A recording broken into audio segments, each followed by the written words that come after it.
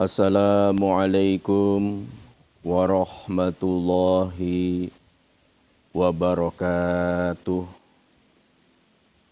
Bismillah, walhamdulillah, wassalatu wassalamu ala Rasulillah wa ala alihi wa sahbihi wa mawalah, amma ba'du.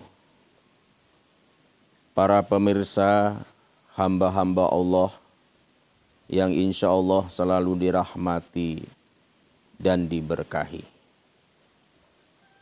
Hidup di dunia ini ternyata tidaklah selama yang kita bayangkan. Mungkin bagi kita hidup ini terasa menjenuhkan, membosankan, terasa lama. Dari hari ke hari, dari pekan ke bulan, bulan ke tahun, bergulir terasa lama. Akan tetapi tidak sedikit orang yang memiliki kesibukan yang ekstra. Mereka malah kekurangan waktu itu. Hari demi hari, pekan, bulan, tahun terasa begitu cepat. Padahal hakikat hidup di dunia ini tidaklah selama yang kita bayangkan. Ketika kita berdiri di hadapan Allah di akhirat selama 1 hari, 1 malam, itu bersenilai dengan ka'alfi sanatim mimma ta'uddun, 1000 tahun hidup di dunia ini. Jika kita pahami secara matematik, 1 hari 1 malam 1000 tahun di dunia. Padahal 1 hari 1 malam itu hanya 24 jam. 24 jam kita berdiri di hadapan Allah. Ukurannya sebanding dengan 1000 tahun di dunia ini. Alangkah mengerikannya jika kita harus berhari-hari, apalagi berbulan dan tahun berdiri di hadapan Allah. 24 jam itu 1000 tahun. Maka separuh hari tentu 24 jam dibagi 2, 12 jam. Dan itu sebanding dengan 1000 tahun dibagi 2, 500 tahun di dunia ini.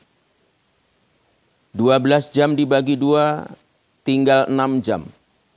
Dan 6 jam itu setara dengan 500 tahun dibagi 2. Maka hasilnya adalah 250 tahun. Jika kita ada yang hidup di dunia hingga mencapai usia 250 tahun, maka itu hakikatnya hanya 6 jam.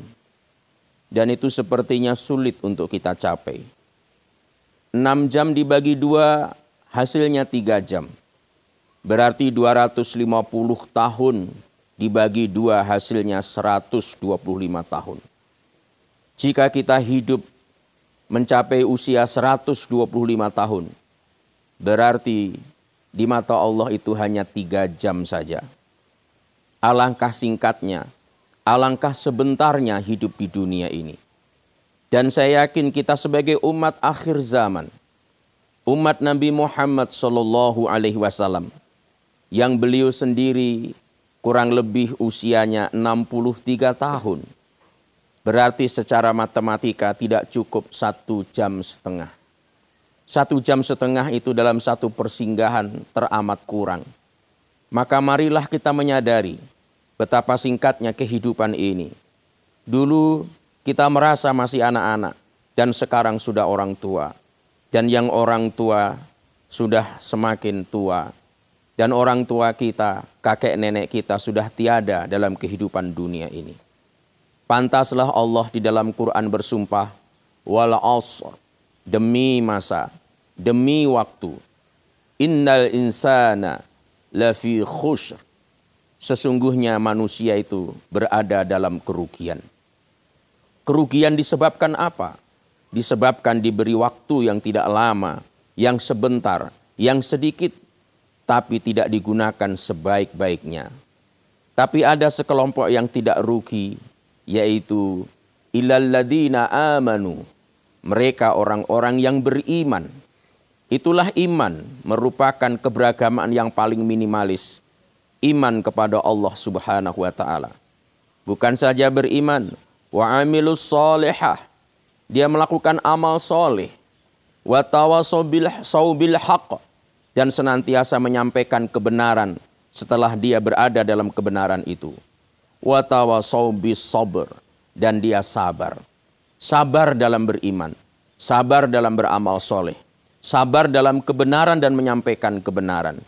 Itulah rupa-rupanya resep hidup agar kita tidak merugi di akhirat di mata Allah Subhanahu wa taala. Mari kita tumbuh suburkan iman kita. Kita tingkatkan kuantitas kualitas amal soleh kita.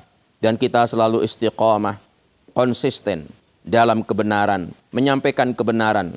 Dan kita tetap ingin berada sebagai orang-orang yang punya kapasitas personal yang mumpuni. Karena kita mampu sabar. Karena sabar itu yang mengundang kebersamaan Allah dengan kita. Sehingga ayatnya berbunyi, innallaha ma'as sabirin. Sesungguhnya Allah bersama dengan orang-orang yang sabar. Semoga kita orang-orang yang tidak rugi, orang-orang yang beruntung nanti di akhirat, bukan orang-orang yang rugi karena lalai atas waktu ini. Semoga memberikan manfaat. Wallahu waliyul muttaqin. Assalamualaikum warahmatullahi wabarakatuh.